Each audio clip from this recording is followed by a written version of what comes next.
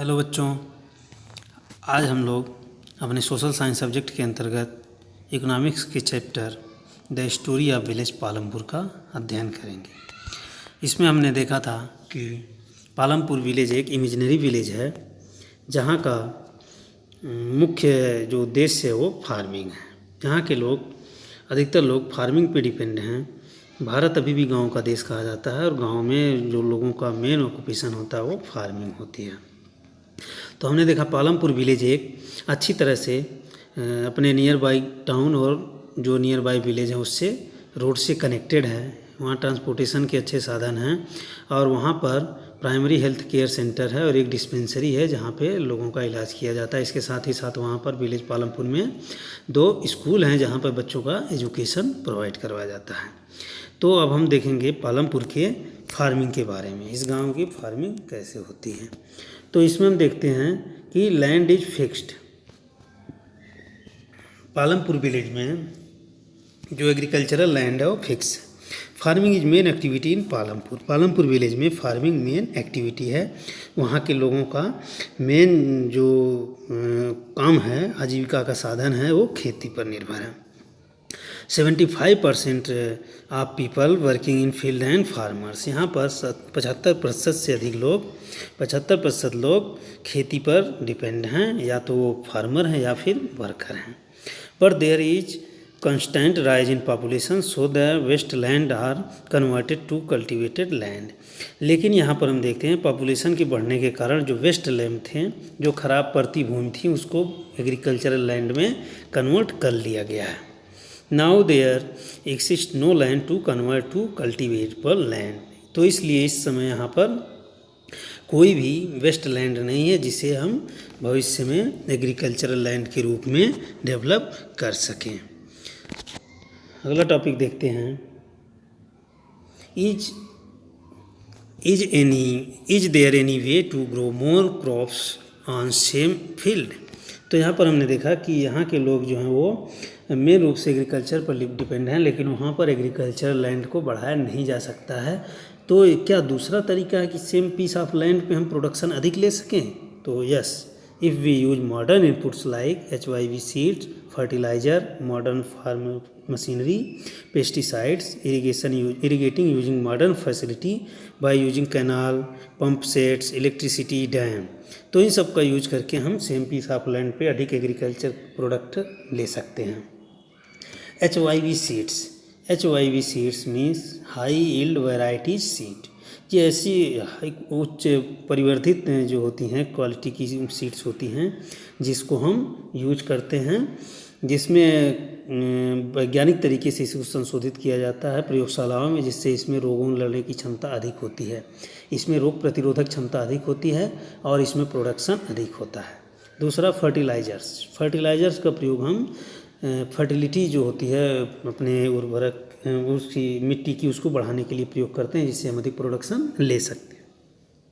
तीसरा modern farm machinery में हम देखते हैं जुताई के लिए जैसे है ट्रैक्टर का यूज करना या फिर थ्रेसर का यूज करना, कंबाइन मशीन का यूज करना, इन सब का यूज करके हम मॉडर्न फार्म टेक्नोलॉजी जो उसका प्रयोग करके प्रोडक्शन को इंक्रीज कर सकते हैं। अगला पेस्टिसाइड मीन्स होता है कीटनाशक दवाएँ। जैसे हम देखते हैं बहुत सारे खेतों में फसलों में कीड़े लग जाते हैं, जिससे वो प्रोडक्शन जो होता है वो कम हो जाता है, फार्मर्स को नुकसान। तो अगर पेस्टिसाइड का प्रयोग करें तो इससे हम प्रोडक्शन अधिक ले सकते हैं। अगला इसमें इनपुट आता है इरिगेशन यूजिंग मॉडर्न फैसिलिटीज़। सिंचाई की आधुनिक सुविधाओं के द्वारा हम इसका प्रयोग कर सकते हैं। तो सबसे पहले है कैनाल्स, नहरें बना करके हम अधिक से अधिक प्रोडक्शन सिंचाई के द्वारा ले सकते हैं। दूसरा है पंप सेट, जहाँ पर नहरें नहीं जा सकती हैं वहाँ पर अंडरग्राउंड वाटर निकालने के लिए पंप सेट लगाए जाते हैं, उससे हम खेतों में सिंचाई करके प्रोडक्शन ले सकते हैं। इलेक्ट्रिसिटी, फार्मर्स अपने सिंचाई के लिए पंपिंग सेट चलाने के लिए इलेक्ट्रिसिटी का प्रयोग कर सकते हैं या फिर अदर चीज़ें जो हैं वो प्रयोग कर सकते हैं। अगला है डैम्स बना करके, जैसे हम देखते हैं बारिश में पानी बहुत बारिश आती है, एक पानी भर जाता है फिर बह जाता है, उसका प्रयोग नहीं कर, तो डैम बना दिया जाए, बारिश का पानी इकट्ठा किया जाए और जब इकट्ठा हो जाए ज़रूरत पड़ने पे हम उसको यूज कर सकें। तो इन तरीक़ों के द्वारा हम इसको प्रयोग कर सकते हैं। इसके बाद अगला आता है इसमें लैंड सस्टेन, क्या जो यहाँ पर लैंड है, जो भूमि है, वो सस्टेन कर पाएगी, धारण कर पाएगी जो हम इसको यूज कर रहे हैं। तो land being natural resource it is necessary to use very carefully in its use. Land एक नेचुरल रिसोर्स है और इसका प्रयोग हम बहुत ही सावधानी पूर्वक करें, तभी हम अपने प्रोडक्शन को, अपनी आजीविका को बचा सकते हैं, अपने जीवन को हम पृथ्वी पर बचा सकते हैं। Scientific reports have stated that modern method have over use the natural resources. Scientific report जो है उसके अनुसार वो हमें बताती हैं कि जो यहाँ पे नेचुरल रिसोर्सेस हैं, मॉडर्न टेक्नोलॉजी के द्वारा हमने बहुत अधिक उसका यूज कर लिया है। तो green revolution is associated with loss of soil fertility due to increase use of chemical fertiliser. Green revolution हमारे देश में 1960 के डिकेड में शुरू किया गया। ग्रीन रेवोल्यूशन में हम अधिक से अधिक प्रोडक्शन लेने के लिए उसमें केमिकल फर्टिलाइजर का यूज किए, जिसका दुष्परिणाम हुआ लैंड डिग्रेडेशन, मिट्टी की उर्वरता चली गई। और इसके कारण हम देखते हैं कि अधिक से अधिक हम उसमें उर्वरक डालते चले गए, केमिकल फर्टिलाइज़र डालते चले गए, और हमारी जो प्रोडक्टिविटी थी मिट्टी की वो धीरे धीरे कम होती चली गई। तो इस तरह से वो हमको उतना यूज करना चाहिए केमिकल चीज़ों का जितना लैंड सस्टेन कर सके, धारण कर सके।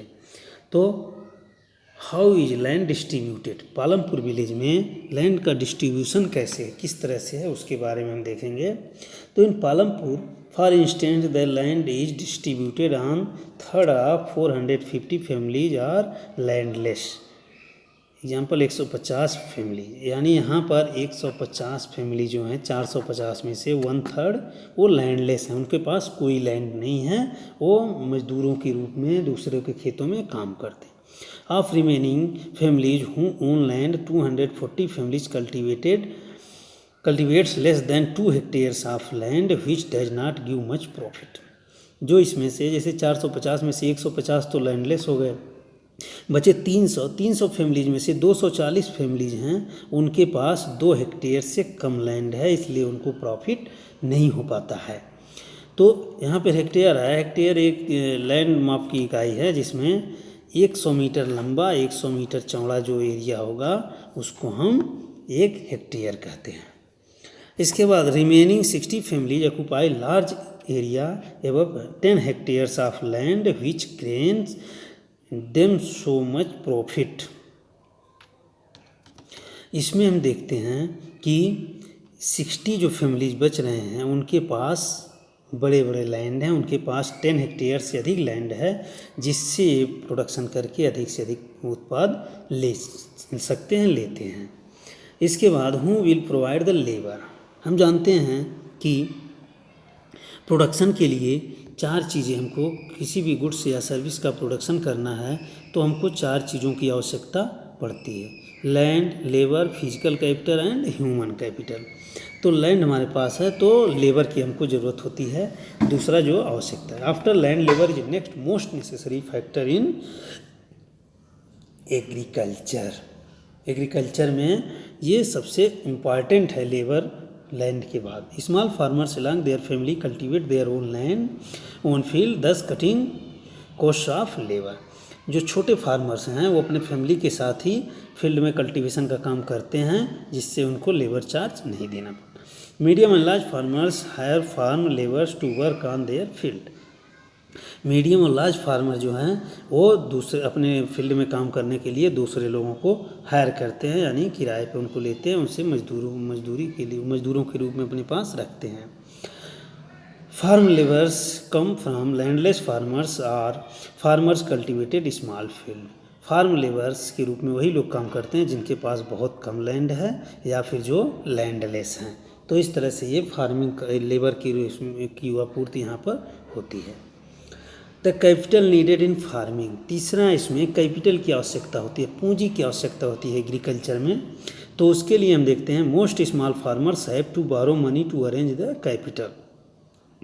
यहाँ पे हमने देखा कि जो स्मॉल फार्मर्स हैं उनके पास इतनी अधिक प्रॉफिट नहीं होती है एग्रीकल्चर में कि नेक्स्ट सीजन के लिए जो फसल लगानी उसके लिए वो पैसे का अरेंजमेंट कर सकें। तो उसके लिए ये लोग दूसरे लोगों से उधार लेते हैं, जिसमें मनी लेंडर्स हैं वहाँ के, या फिर जो वहाँ पे बड़े किसान होते हैं उनसे उधार लेते हैं। तो इनसे नुकसान ये होता है कि बहुत अधिक इंटरेस्ट पे उनको लोन देते हैं वो, और ये बाद में उनके खेतों में काम करने के लिए शर्त भी लगा लेते हैं। बुक में आप पढ़ेंगे यहाँ पर अपने बुक में कि 2 फार्मर्स का एग्जाम्पल दिया हुआ है, एक छोटा फार्मर है और एक बड़ा फार्मर है। वो लोग अपने लिए कैपिटल का अरेंजमेंट किस प्रकार से करते हैं, तो उसके बारे में आप लोग बुक में देखिएगा एग्जाम्पल के लिए, जिसमें से हम देखते हैं कि उनको कई सारी समस्याओं का सामना करना पड़ता है, और जो किसान उनको देते हैं लोन के रूप में वो फिर उनसे अपने खेतों में काम भी करवाते हैं।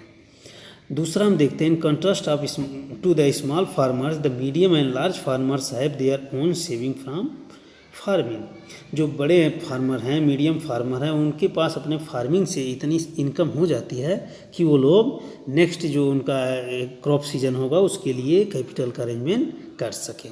तो इस तरह से हम देखते हैं कि इनके लिए कैपिटल का अरेंजमेंट किया जाता है। Sale of surplus farm product. Surplus farm product क्या होता है? देखो, सरप्लस मीन्स जो हमारी आवश्यकता से अधिक हो। जैसे किसी फार्मर के पास मान लो 2 हेक्टेयर की उसके पास लैंड है और उसके पास 20 क्विंटल ग्रेन का प्रोडक्शन हुआ, व्हीट का प्रोडक्शन हुआ। 20 क्विंटल जो ग्रेन का प्रोडक्शन हुआ उसमें से उसकी साल भर की जो फैमिली उसकी आवश्यकता के लिए मान लो 15 क्विंटल इनफ। 15 क्विंटल के लिए में वो पूरे साल अपने फैमिली के लिए वो उस खाने का प्रबंध कर सकता है। तो जो 5 क्विंटल बचेगा वो सरप्लस होगा, यानी अधिक, उससे उपयोग से अधिक। तो इसको जो होते हैं the farmers retain a part of grain for the family consumption and sale surplus in the market. तो जो सरप्लस होता है उसको मार्केट में बेच देते हैं और जो मिलता है उससे अपनी अदर आवश्यकताओं की, अदर नीड की पूर्ति करते हैं। तो इस तरह से हमने देखा फार्मिंग का किस प्रकार से वहाँ सिस्टम है पालमपुर विलेज में। अब हम लोग आगे कल पढ़ेंगे non farming activities in village Palampur. Palampur village में जो नॉन फार्मिंग एक्टिविटीज़ हैं उसके बारे में